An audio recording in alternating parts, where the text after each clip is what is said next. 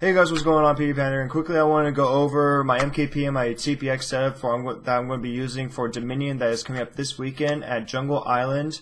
It is a paintball field in Lake Elsinore, and it's going to be a MagFit only game that I've talked quite a bit about it, and I've always put the links to events that I will be attending in the description down below for you guys, and Dominion has been in the description for quite some time now. So if you guys have not heard about it, there you go. This weekend at Jungle Island in Lake Elsinore, there's going to be a very big MagFit only game that's going to be happening soon, and I want to quickly go over my gear setup for that because I know I'm going to get a lot of questions about it, and I'd rather just answer all those questions right now. So let's quickly get into the video.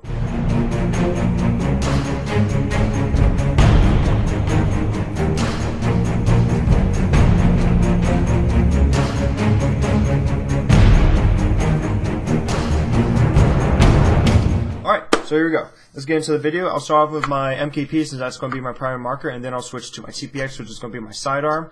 I'm not going to be doing an entire rig setup because my rig isn't complete at the moment. I want to get a couple more things, and I need to get something for a new way to carry my tank, as well as I'm waiting for a new holster for my TiPX. That way I could carry it as a secondary. So the rig video probably won't come out until next week when I have everything completed after the event. And I'll tell you guys a little bit about how the event went. But as of right now, I'm just going to do my MKP setup just because this is done, as well as my TiPX. So let's quickly get into it. So here you go. This is my MKP, as you guys can see. I'll quickly go over how it's set up. That way, if people ever ask any questions about it, that way I can quickly just refer back to this video. So I'll start on the front.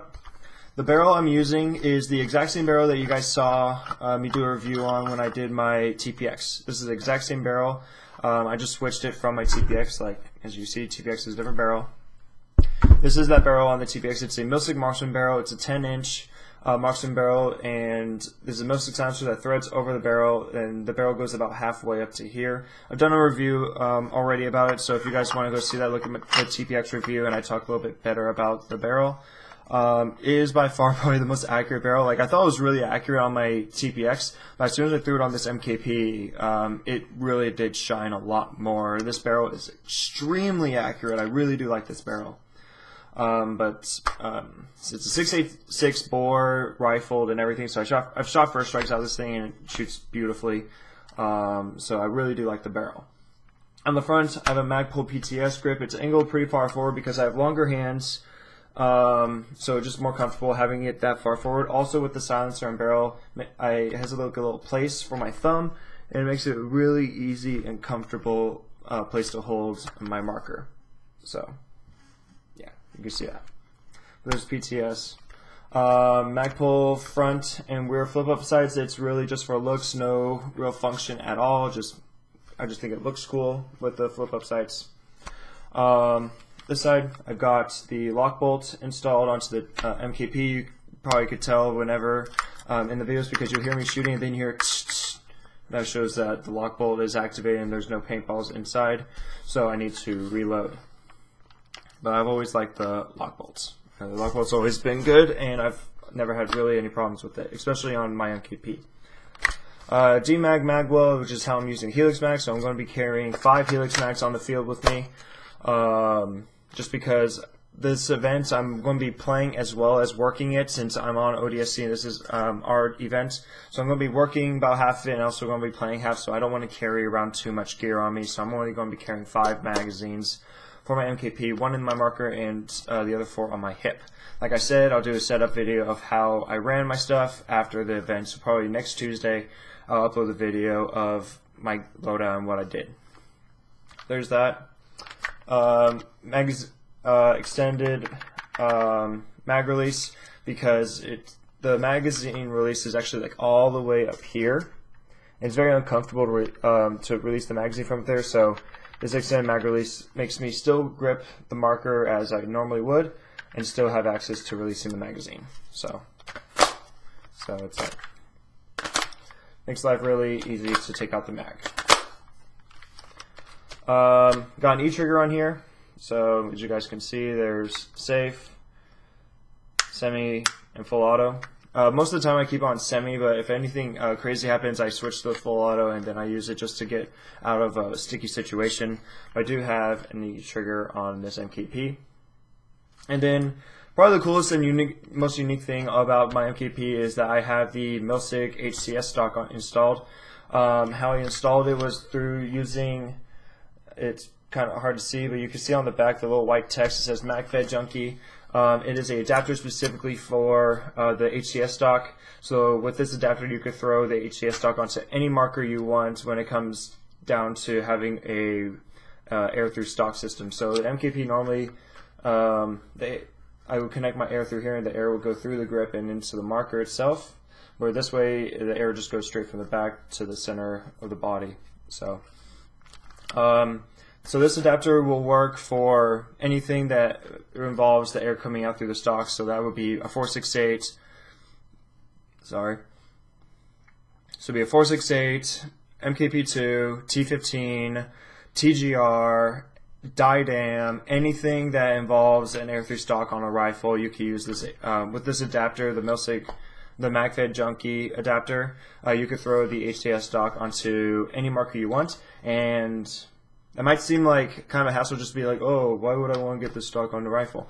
Main thing about this stock is that it's collapsible, so you can make it longer and shorter. Also, there's a bunch of space between where the actual stock rests and the riser. So what's cool is that even with the mask on, you can get really low into your rails, so you don't need a riser for your markers. So a lot of people, if they get a marker like a rifle or something like this, and they want to use a red dot sight or scope or anything like that, they have to use a riser because the paintball mask adds extra material between your face and the stock, so you need to have a riser for the sights.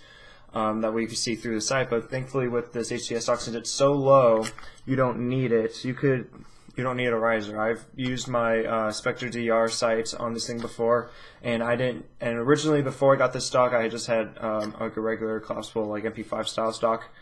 I had to use a riser for my sights, but with this new stock and how low it is, I don't need to use a riser. I can look down the sight. If I choose to put the sight on this thing, I don't have to worry about a riser. Just throw the sight on there, and I can look down the reticle very easy.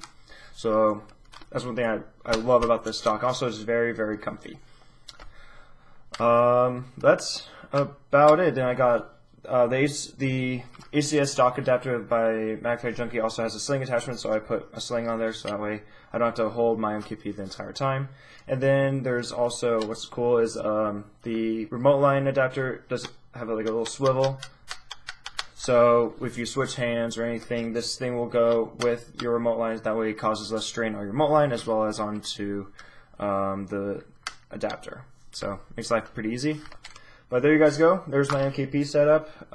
So this is what I'm going to be running for Dominion. So let's go into my TiPX. TiPX. Alright, so here we go, TiPX. I've already done a review about my TiPX, so I'm not going to go into too much detail, but I'm going to tell you guys at least how I'm going to be running it.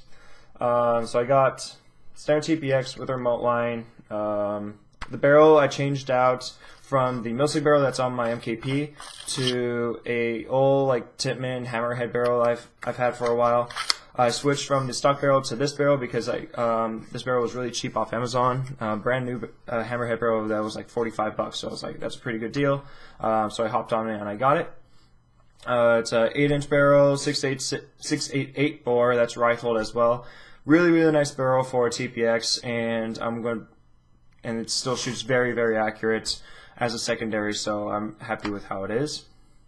I got the dead cell color block, got the red CO2 cover as well.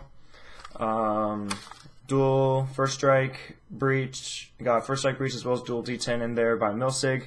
And I'm going to be running 7-round mags, 2 12-round mags, and a Zeta mag. Now the main reason why I'm running 12-round mags instead of just a bunch of Zeta mags because they carry more ammo is mainly because a secondary is meant to be really fast, so you just pull it out of your holster and everything, just use it, and it's supposed to be just really quick and easy to use. And I don't want to deal with flipping the Zeta mags or anything, so I'm just going to stick with 7-round mags 2 12 mags, and if I really need to paint after I shoot off my MKP as well as all these other mags, I'll switch to my Zeta mags and hopefully get the job done with 1 magazine left. But yeah, so TiPX is going to be my secondary, and my MKP is going to be my primary.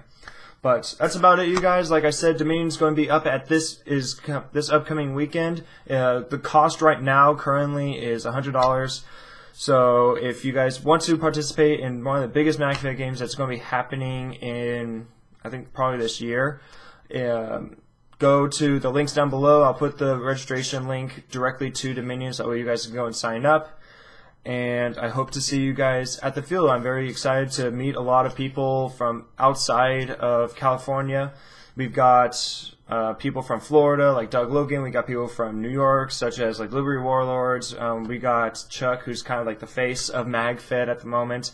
We got a couple teams from Chicago coming out. We got 2 guys from the Assassin Alliance, as well as we got some guys from Ghost Crew coming out.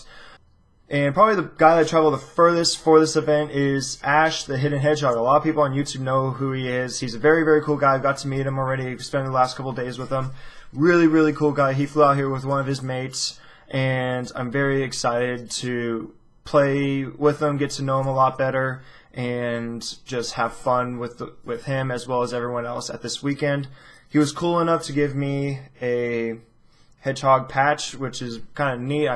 It's a little patch, but it's just, I am always supportive of helping other people, repping like their stuff. That's why a lot of my gear that I run is by like simple people. Like I don't, like when it comes to like GoPro mounts, I don't buy like a handlebar mount like a lot of people do and do that. I will support other people. That's why I did the Unanistan and Brain Exploder mounts. I give those a shot. I got a holster for my TiPX from Doug Logan, which I'm expecting to get very soon. I'm going to be doing a review on that holster because I've heard nothing but positive reviews on Doug's products because it's a TiPX holster specifically meant for TiPX, which means it's probably pretty cool. And very excited to get that in and test it out Dominion and get that review out for you guys, for those of you who have been wanting to get a holster for TiPX but you haven't found the perfect one. I'll test out Doug's and I'll give you guys a 100% honest review on what I think of that holster. So lots of videos coming out from Dominion as well as other reviews. Very excited, and I hope you guys are too. And for those of you guys who are planning on going out to Dominion, I'll see you out in the field. But other than that, I'll see you guys in the next video. Have a good one. Later.